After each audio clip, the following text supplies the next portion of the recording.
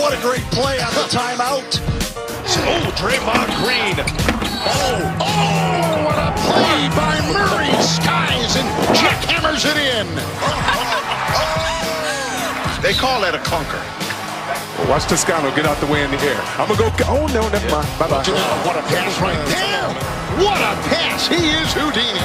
Beautiful. Oh, Play right there. Steph made sure he gave him the goggles. Kelly Oubre now has a 40-piece. Bradley Beal, top scorer in the league, checking in. LeBron, quick question. Chiefs or Buccaneers? I'm going to give y'all the answer that everyone always gives on TV. I just want to see a great game.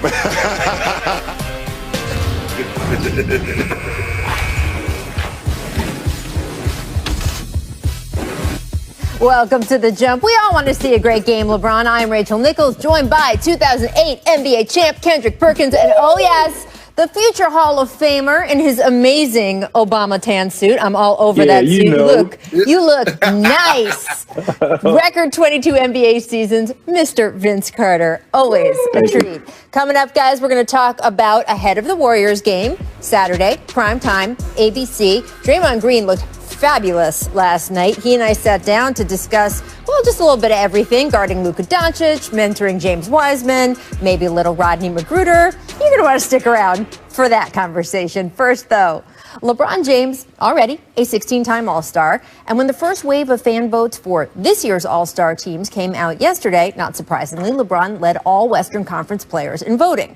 Which matters because, according to a league memo shared with teams and obtained by Adrian Wojnarowski, the NBA and the Players Association are expected by next week to have finalized an agreement for not just picking all-star teams, which the league was always expected to do, right? You need those for contracts and everything else, but hold an actual all-star game on March 7th in Atlanta.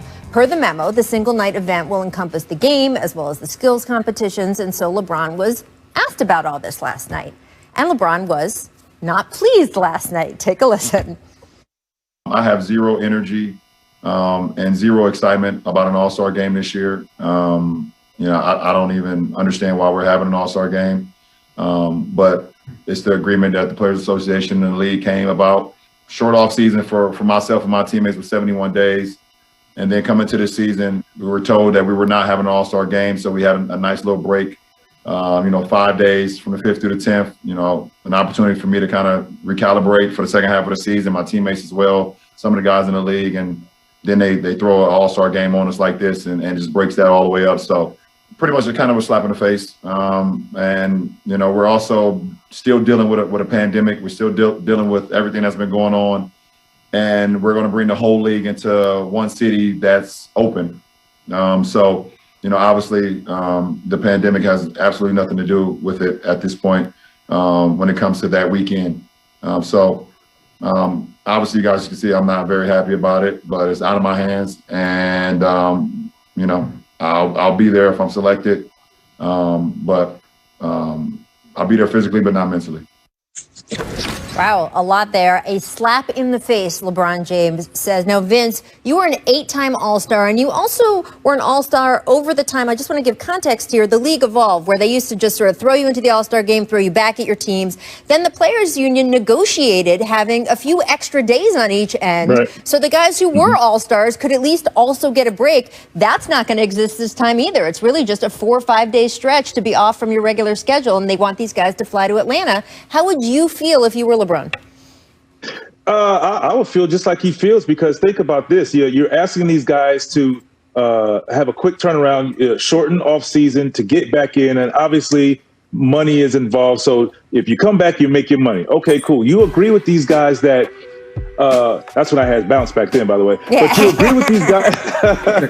I saw you last year, Vince. You still had bounce. Continue. A little bit. But you get these guys to buy into coming back, and you're promising them that they will have 5 days off, no All-Star game, and you can utilize that time to, obviously to catch up with missed games. But these guys came into the season, particularly Lakers and the Heat, feeling like, hey, this will be the chance where they can kind of relax and play catch up to everyone else who had some time off. And now all of a sudden you're saying there's an All-Star game, and I'm here in Atlanta, and it's open. You're free to do whatever just about around here. So I understand the concern, and when you bring the whole entire league here, or at least all-stars at risk. I mean, you're talking about all the all-stars, all the best players from the best teams coming into Atlanta.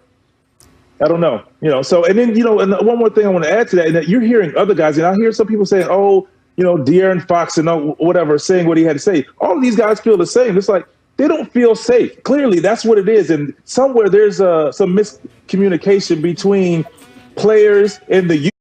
Absolutely. And one word comes to mind with me, and it's the word trust. The word trust, because the players trusted the NBA and the Players Association word when they gave it to them before the start of the season, when they told them that it wasn't going to be an all-star game or all-star weekend. And so with that, look at how the players sacrificed so much, a short turnaround, guys right. not being able to have a full training camp, and said, you know what, we'll make the schedule early and make Christmas Day. We'll make the Christmas Day game happen because we know how important this is to the NBA. We know how important this is to fans and to everybody, the Christmas Day game. The players are sacrificing a lot, being stuck in their hotel rooms, testing daily to make sure that these games happen. And on the flip side of that, games are still getting postponed. So everyone is still figuring things out for us dealing with this pandemic.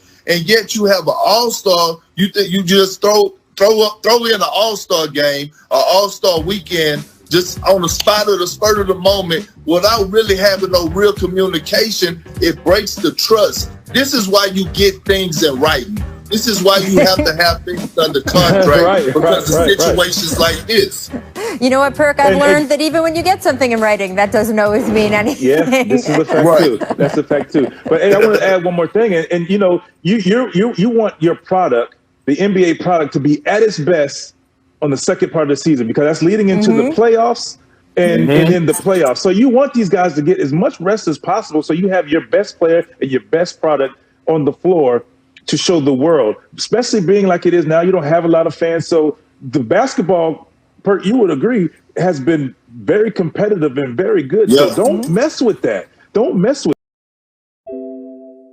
that, And I don't want to pretend like anyone's digging ditches in the NBA. Everyone is very privileged and they're traveling on private planes and in a privileged way. That being said, just to give an accurate idea of what is going on and different this season, teams now are being asked to test on the morning of games super early so that those results are back before tip-off. Because remember, we had a couple examples early in the season where results came back when a guy was already on the bench, and they were trying to avoid that. That means some teams travel the night before, get in, have to wake up, test at 6 a.m., then have their whole schedule and game day.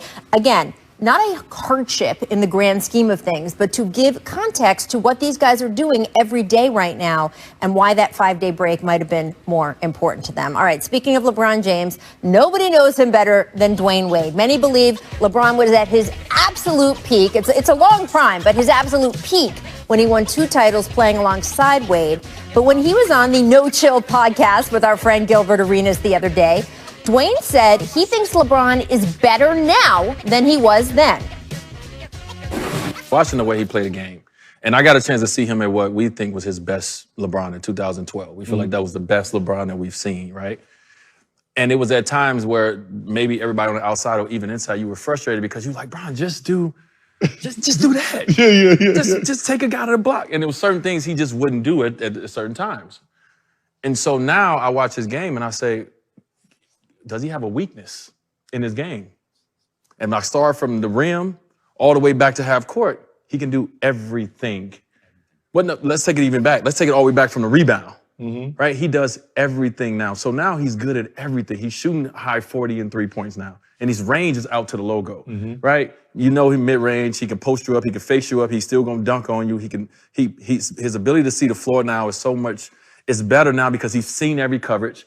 Like, it's at the point now where I'm looking at this guy and say, I've never seen nobody get better at 36 years old. Like, this doesn't happen. And I feel like this is the best, as a fan now, I'm watching, I think this is the best LeBron that I've seen. First of all, shout out to Gilbert's couch there. I don't know if it's velvet, fine Corinthian leather. It's lovely. I think Draymond Green might agree with Wade, though. Just last night, he tweeted, yo, why is King James still getting better? How? Perk, do you agree with Dwayne saying LeBron is at his best right now, as opposed to, say, that 2013 season when everyone thought, okay, this is the best a human. Yes. And look, here's the thing, Rachel. I sit back and I watch a lot of basketball, and I watch the Lakers, and I'm looking at LeBron and I'm saying, when is Father Time going to catch up with him? When is he going to start to decline athletically? And when is he going to take a back seat to Anthony Davis? Well, guess what?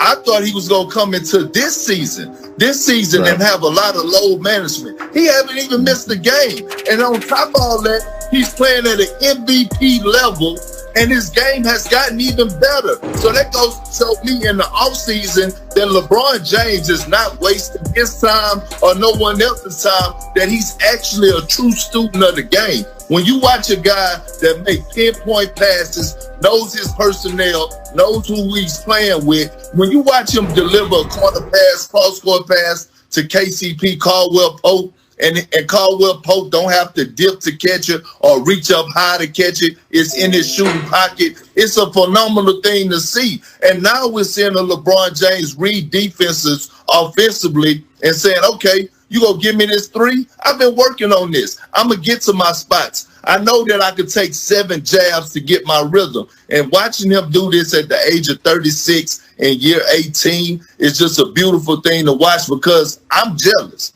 Me and LeBron are the same age, and here I am starting my second career in life, and he's still going strong.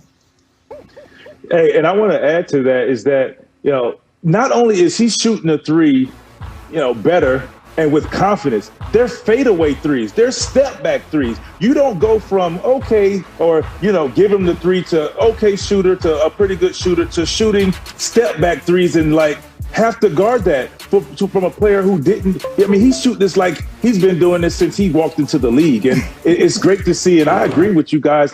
He has gotten better, and the game comes easy to him, and he has studied the game, and you don't see him running downhill like the night train anymore. Right. But he's still as effective because when he wants to, he does it. Well, and he doesn't have to. Like you said, he's figured out the nuances of the game and how can I still be me and be the greatest, in the game right now, and do it. And it's just amazing. No, it's fascinating to me, Vince, because yes, his prime is extended. Yes, he is a little bit of a different player, but this idea of him getting better. Vince, you played against him when he was in Miami. You played against him when he was with the Lakers. You're one of the few people to have done the full span. In fact, you played against him when he was a rookie. You're one of the few people to do the full span. Is he better now? Is he better? Not just as good, but better. He's better. I mean, because he can do all things at every level. D-Wade said he can score in the paint, in the mid post, free throw line, 3-point line. As a rookie in his first couple of years, he would hit a couple of threes. But we all said, Perk, you would agree with this. Back up, make him shoot it. You don't want him to get downhill. You don't want to see him to see an open paint. Now, if he sees an open paint, or if he sees that he has a step back three, he can take that. So now, how do you guard him? How do you guard him? Yep. Well, you have to double team him. This is shy of a triple-double, which I guess LeBron must have seen magic brainwaves, because promptly got out and got his 10th dime on that backdoor feed to THT. If you're a young player, Vince, is there anything better for your start in the NBA than having LeBron James feed you basketballs? Absolutely. You just know, cut hard to get open because he will find me, especially in a situation where he needs one more assist. He knows, Perk. You know he knows. He knows. Absolutely. And look, the beauty of it is that Taylor Horton Tucker knew the cut because he was going to get it. LeBron was throwing that pass no matter what. No matter what. Amen. Make energy. Let's stay in LA. Jamal Murray, the drive, the dunk. We saw a lot of this in the bubble, Perk, but nice to see a little bubble Murray peeking out here. Yes. This is the Murray that I've been wanting to see, Rachel. Look where he took off from. This is so hard. Off of Dennis Schroeder. Come here, AD.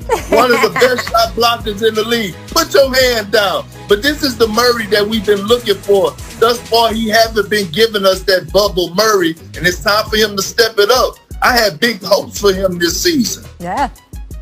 Hey, Perk, there's still a second part of the season left. You know who he got going in the second part of the season. So it's still to come, I think. That is so true. All right, Miss Attention.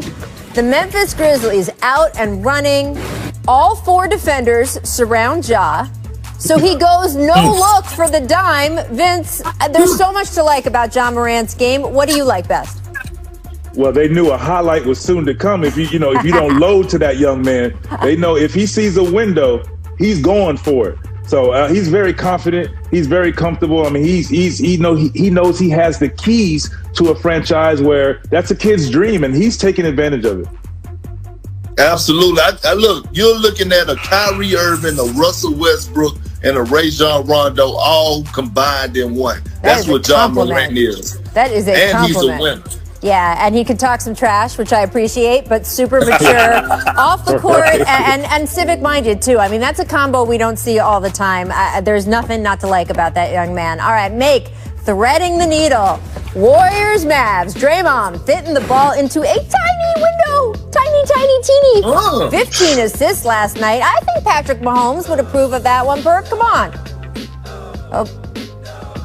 I think that was a good dime. Look, one thing about Draymond is that I believe he's one of the best passing bigs in the league. And Patrick Mahomes may give him a 10. Dwayne Wade may give him a 6. We know how he grades. So I'm just saying, that was a dime for the ages. I love Draymond as a facilitator, by the way. Yes.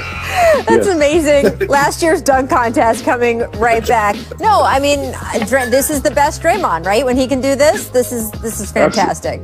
Absolutely. I mean, he feels comfortable. You see, he likes the ball in his hand. Right, and they need it. They don't have anyone over 6'7", I believe, on the roster right now who's healthy. All right, Miss Emphasis, Jazz Hawks, Donovan Mitchell ending up with it. Man. But then he breaks the two-hander. Vince, please explain to us how this happens.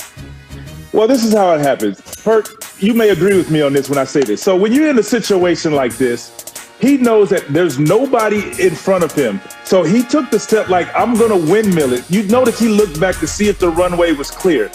He took the step for the windmill. You see he looks back right there, and he was a little closer than he thought. So I'm saying, I'm going to go for the two-hand right there,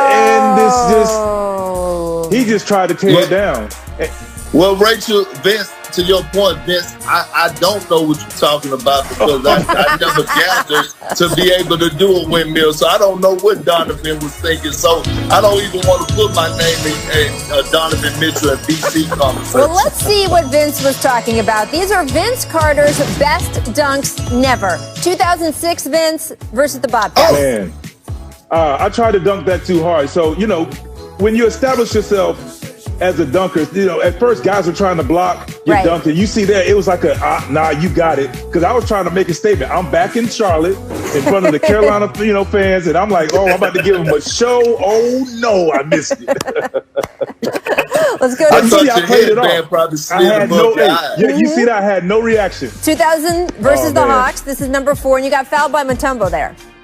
Hey, of all people, when I got by a player. And I took a peek and I said, oh, Mutombo, it's one way. Go for it. Go hard or go home. Because I know he's going to block it. And, I've dunked a few of them on him. He's blocked a few of them. And, I missed a few.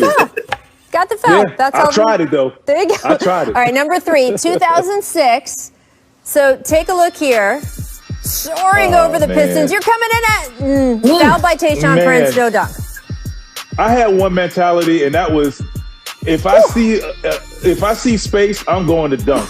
And Tayshaun bumps me off. You see, he kind of pushed me a little further left than I wanted to, and I'm still holding on to it. I was pissed about that. I hate one thing about me, and even at 40 plus, I hated missing dunks. I felt like if I'm going to go up there and attempt it, I could make it. And, so I held on to that. Everybody was like, ooh, and I'm holding on to it. And we're going to talk about one, I'm sure, shortly, that I'm still holding on to this day. So I can wait. Let me get there, because 1999, this is number 2, off the backboard, off the inbound, and you can't quite get it to go here. So, when you talk about a play like this, it's like it was like point something. So you had to get a quick shot up. And the idea of off the backboard, right?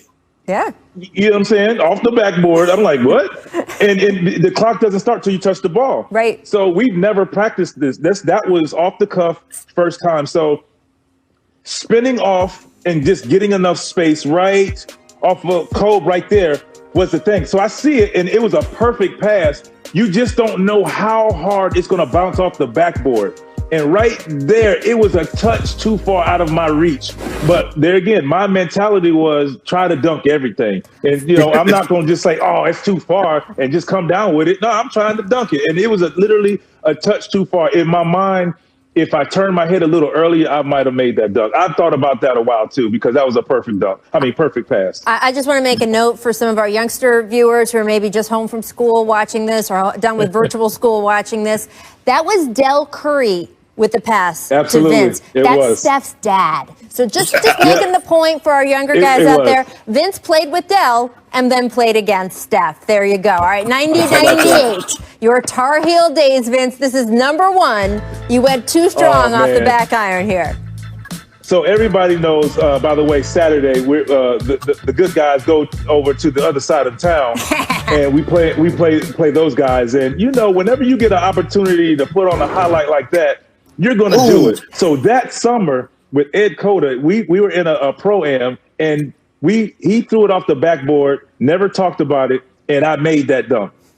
So he looks at me, and he throws it off the backboard, and I knew it was coming, and I caught that, and I wanted to tear the rim down. So you're going to see he looks right there, and he throws it off. And once I got my hands on it, I literally was trying to rip the rim down. Because I knew, you know, when we go back in our dorm, you can look at this forever. I mean, you pull this play off in a Duke Carolina game, it doesn't get any better than that. Now, the crazy thing about it is I tried to dunk it so hard, the ball went back to half court. It went back to half court. But we ended up getting 3 points out of that. Shammond Williams hits the 3. I remember it like it yesterday, and I wish on everything I got an opportunity to get that dunk again, but it didn't. I'm going to go out on a limb here, Vince, and say even though the dunk didn't go, people at UNC very proud to still have you as an alum of the program. Sure. Just saying. That was amazing. I loved all of those highlights. Coming up after this break, you will see my conversation with Draymond Green heading into Saturday's primetime showdown with the Mavericks on ABC. Because you know Draymond, he's not afraid to say coming NBA season. We all, hope that things move in the right direction. Draymond lob to Wiseman. He said he's going to unlock that kid. Why not? 62! He's just box office. So, Draymond, this Warriors team has been a trip. You guys have had some really high highs so far this season. You've had some low lows. Now that we're more than a quarter of the way through, who is this Warriors team to you? This Warriors team still doesn't have an identity.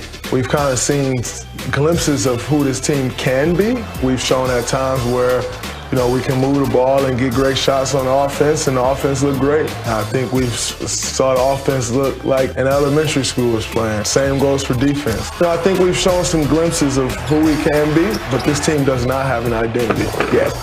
Of course, the biggest thing affecting the league this year is coronavirus. You tested positive for COVID during training camp. What was it like for you to deal with that? Everyone dealing with COVID has sucked.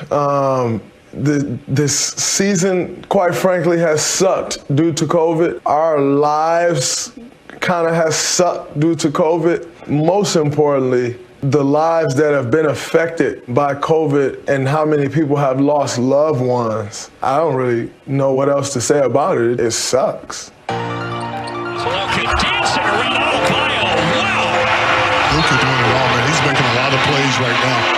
You're about to play the Mavericks. What is the challenge of defending Luka Doncic? As a defender, your only goal is to make a guy do something that he don't want to do. And if you can do that on the defensive end, more often than not, you're going to be successful. With Luka, you kind of can't make him do what you want him to do. I think he made a statement maybe last year where he said, it's easier for me to score in the NBA than it was for me to score in Europe. And everybody went crazy, like, how disrespectful is he? He's shown that that's true. Over here, James, over here. You didn't catch that ball right there and make a play. I didn't see it. But you didn't see it. That's my point. always see the ball. You've also become a real mentor to James Wiseman, and of course he's out right now with the sprained wrist, but he's the #2 overall pick. His development is really important to the organization, and you haven't just been there, you have been vocal Draymond being there. The only thing I'll ever get upset about is if he isn't aggressive enough. You know, when I am yelling at him, he don't even realize he isn't being aggressive. The things I've had the most fun with this season is just trying to show him the way, because it's a very rewarding feeling when you see him start to do things right and start to turn that corner. Klay Thompson said he's really glad to hear you yelling at Wiseman because it's a break from you yelling at him for the past 10 years. The reality is, I don't think people realize that for years, Klay and we were the young guys on the team. And so the only guy I really could yell at was Klay. No one else would listen to me. Everybody else was way older than us. So that was the only guy I could yell at. There's a few more guys I can yell at now, and now Klay's the old guy. Can't yell at him anymore. What's going on over there, Klay? Rodney McGruder. I don't know. This dude might be out the league soon. He's probably mad about that. Who knows? Wow. Shots fired. He's over here checking my guy. You guys had an interesting ending to a game earlier this week. Rodney McGruder had some things to say, came over toward the Warriors tunnel. Klay Thompson had some things to say on the broadcast because he happened to be on the headsets at the time. And then you were very vocal in the post-game press conference. When the Rodney McGruder become the tough guy of the team? I don't know, man. There's too many tough guys in this league these days for me. But I know ain't nobody scared of no damn Rodney McGruder. Now that you've had a minute to calm down, how do you feel about what happened? I still feel the same way I felt after the game. When I say something, I mean it. I meant everything I said that night. There's no comments that will ever be made from me that I won't stand by. The one-time darlings are now a dynasty. You guys went through a run where you won 3 titles in 5 years. You were just automatically in championship contention. Then you go through a really tough injury year with everybody getting hurt besides you basically last year. Another year this season where you guys are trying to put the pieces back together. If you guys do get back to an NBA Finals, win another title, will it be different than the earlier ones because of the road you're now going through to try to get there? I think it'll 100% be different. When you see the other side of things, it gives you a different appreciation for getting to the finals, for winning championships, for being a contender. It kind of gives you a different appreciation, and I do look forward to getting back. Everybody thinks it's kind of the end of us. We're not done yet. We'll be back. Always with plenty to say. Thank you so much, Draymond, for taking the time. Now joining myself, Vince, and Kendrick is Golden State's NBA insider for ESPN, Nick Friedel. Maybe one of the best backgrounds, home backgrounds we've got here at ESPN. I'm loving all the Chicago Cubs wear there, Nick. Very impressive. And I want to ask you a little bit about this matchup on Saturday because Luka Doncic, Steph Curry lead all Western Conference backcourt players in fan votes. And as we prepare to watch them tomorrow night, who do you think is under more pressure this season at large? Rach, isn't Steph Curry's legacy always on the line every game he plays? I don't think so, but yes. Luka is still so young. He's finding his own way. Oh, we've lost Nick. I don't think it is, but Perk, you can jump in. I do know that there's that public perception, Perk, that it is, but I don't understand it. His legacy shouldn't be on the line every time, right? Right. No, listen, I tell you this. Let's nip this in the bud right now. Steph Curry legacy, and he's never under pressure. He could retire right now, and he's fine and dandy, okay? The guy who's under the most pressure this season out of Steph and Luka is Luka. We crowned Luka, and we anointed Luka last season, and I'm guilty of it also because of what he did of being, you know, a top 5 guy in the league.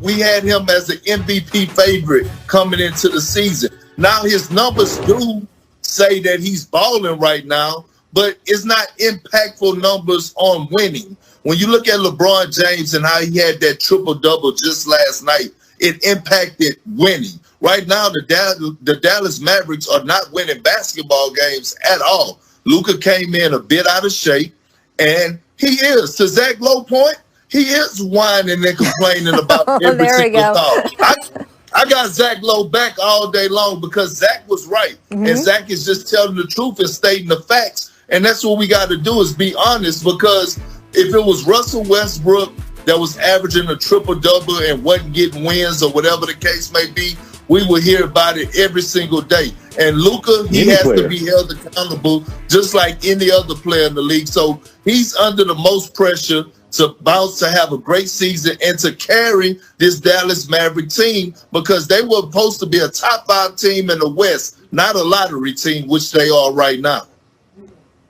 Man, like you said it all. To me, I'm like, okay, so what can we say? Steph hasn't. Can he lead his team to a championship? He's done it. Yep. Can he win an MVP? Yep. Can he show he's one of the best in the league? He's done that.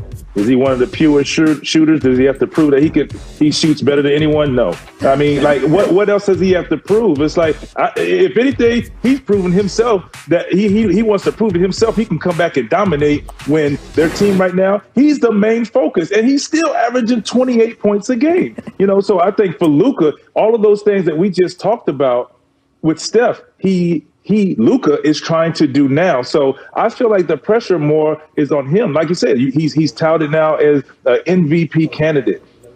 If we tout Steph as the MVP candidate coming in, well, we know if he didn't, he already has won it. He's got 2. He's done that already. He has 2 of them. Exactly my point. So I feel like for Steph, it's just, let me just come back here and just show you, like you said, this light-skinned brother can still shoot the ball. Maybe y'all forgot, but I can still shoot the ball. I can still dominate the basketball game for my team, even though I don't have all of my guys with me. And for Luka, he's still showing that. You know, he shows flashes and he has stretches, and he is balling, like you said, but he has to do it consistently. And right now, when you have that, when you're touted as a MVP candidate and was leading coming into the season over a LeBron James and Kevin Durant and some of these guys, you got to back it up. So that's where the pressure, I think, lies on Luka. All right, well, here's what we learned in this segment, right? Draymond Green, very firm in his beliefs.